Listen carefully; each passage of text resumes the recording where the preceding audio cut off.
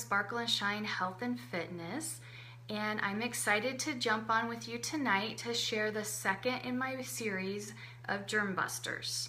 And you're probably thinking, why are you excited to talk about germs and bacteria and viruses and illnesses?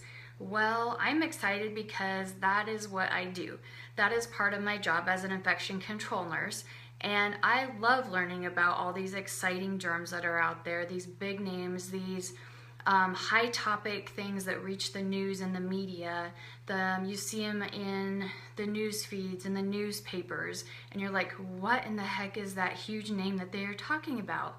And so that's why I am excited to just share bits and pieces with you, because I think as a patient, as a person, if you are informed on these illnesses, you can make better decisions. You can figure out quickly what maybe you have going on, and you know how to treat it and get rid of it. And so that's why I'm so excited to share with you this series about germ busters. And so tonight is our second night, and tonight I am going to talk about Clostridium difficile. Woo! That is a big name, right? And when you see it spelled out on my Facebook feed, you're gonna go, oh my goodness, what the heck is that? So in the healthcare setting, we refer to Clostridium difficile as just C. diff. So while I'm talking to you tonight, I'm just going to refer to it as C. diff.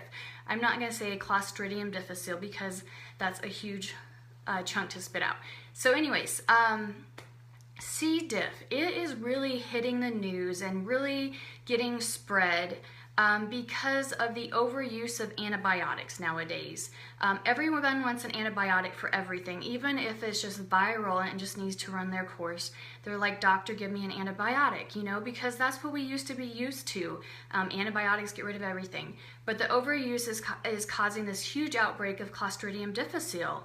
And so it's really important only to take antibiotics if you really need them, and let your doctor decide that. Don't take it if it's something just viral, okay? And what happens is when you take antibiotics, it gets rid of all that good bacteria in your gut, okay? So then for several months, while that bacteria is building back up, you're more susceptible to getting other illnesses, okay? So people that take antibiotics a lot, maybe really long doses of antibiotics, weeks of antibiotics, several like reoccurring doses over and over, those really high dose antibiotics are the ones that are more apt to get Clostridium difficile, the C. diff. And so pay attention to that. How long you're taking antibiotics, are you overusing them then maybe more than you need to?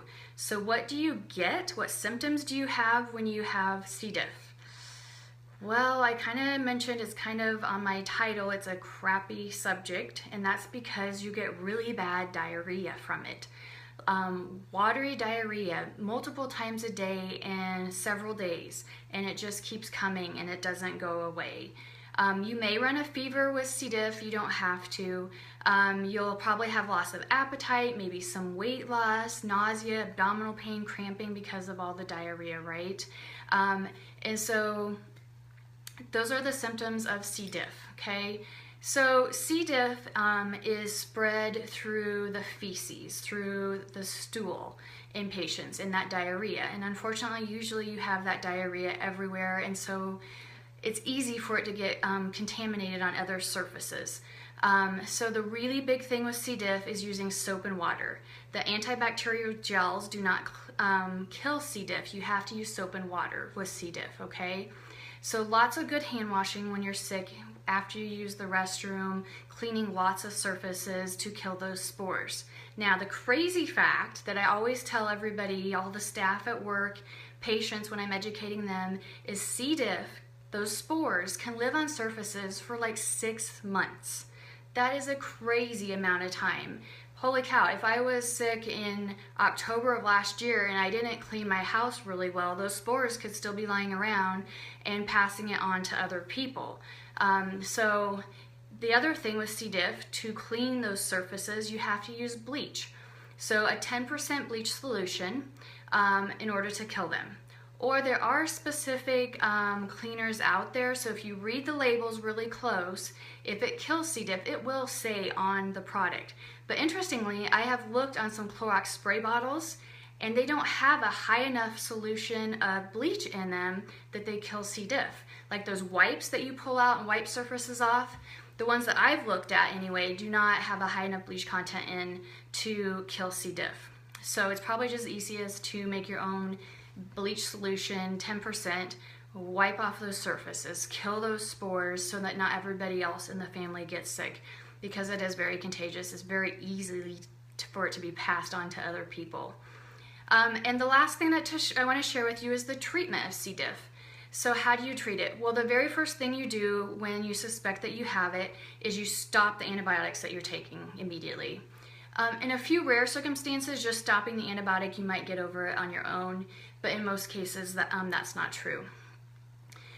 You go to the doctor and they can check a stool specimen, they can culture that, and they can tell you if you have C. diff based on those cultures, if it grows out the C. diff in your stool, okay? Then the crazy part is to treat it you have to have antibiotics, but they're very specific antibiotics to kill the C. diff, okay? So I know you were just on an antibiotic and it may have caused C. diff, but then you treat it with another antibiotic which is very specific to kill C. diff itself.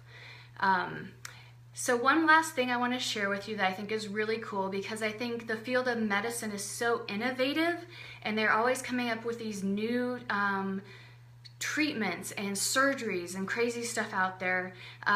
So the one neat thing about C. diff is there is this new surgery that they're doing. It's called a fecal implant.